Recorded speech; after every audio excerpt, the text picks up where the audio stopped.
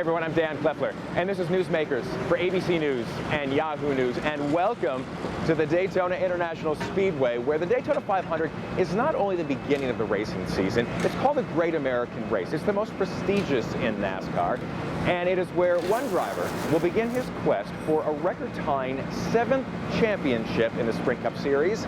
He's the driver of number 48, Jimmie Johnson. So, 6 championships. If you go for 7, you've got Dale Earnhardt, you've got Richard Petty. Is that kind of pressure to deliver?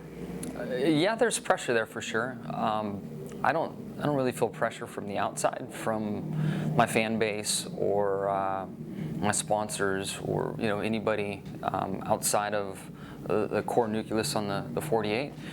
All the pressure comes from my teammates and the relationship that we have, because we want it collectively. We do a great job of motivating one another and pushing each other, and we really feel like we're capable of doing it. So the pressure all stems from there and nowhere else.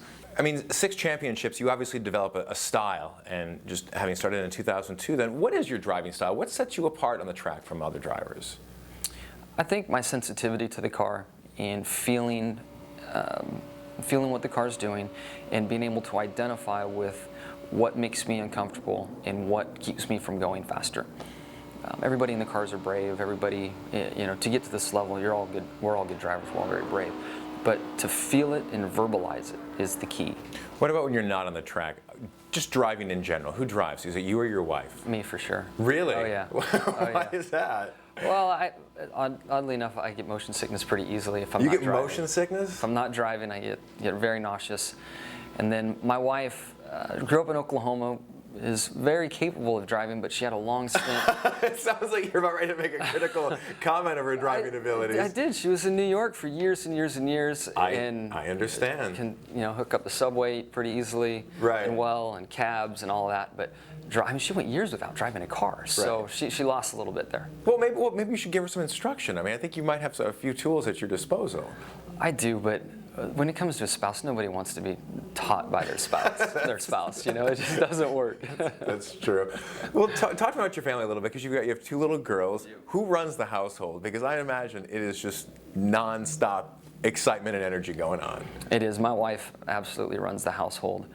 If she wasn't there, and as amazing as she is, holding it all together, including taking care of me, I wouldn't be able to show up to the track with the free mind and the clean slate and nothing, not carrying any baggage into the track to do my job. So, and it wasn't necessarily easy for her. She was a career-minded woman, and once we got married, things slowed down on the career side for her.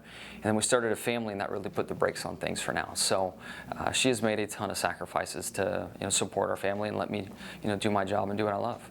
Going way back, at the age of 4, you started racing motorcycles? My grandparents owned a motorcycle shop, so for my 4th Christmas, I got my first dirt bike, and then later that summer, I was at our local track racing. Has your daughter shown interest? I got her a 4-wheeler for Christmas. Okay. My wife was not so enthused, but... Was that one of those gifts where you just you sneak it under the tree and explain it later? I hid it in the garage, yes. I hid it in the garage. My wife knew, but we waited till later in the day, and I took her out there to it, and she is taken to it pretty well. Is she? Yeah, it's all pink, of course, and her helmet and her gear, and if it's pink, she'll ride it. So it's been a lot of fun. You are the most dominant American in sports, not just this sport, but any sport. But a lot of people would say, but how much athleticism is really required of that? What do you say to someone like that? There's a ton, and for me to compete at the level I'm at, I spend 6 days a week between swim, bike, and run, and running a few half marathons and things like that. So, what's your pace? I just did one here 7 days ago and ran a 1:28. You take health, pretty seriously. I can obviously tell. Yep. So, what's your vice? You've got to have like a weekend. It's either like order pizza, ice cream. What is it? I love it all. That's the thing, and that's what's. The more I train, the more I can eat. Right. The payoff. It certainly is a payoff. But I'd have to say ice cream is probably my biggest weakness. It always has been.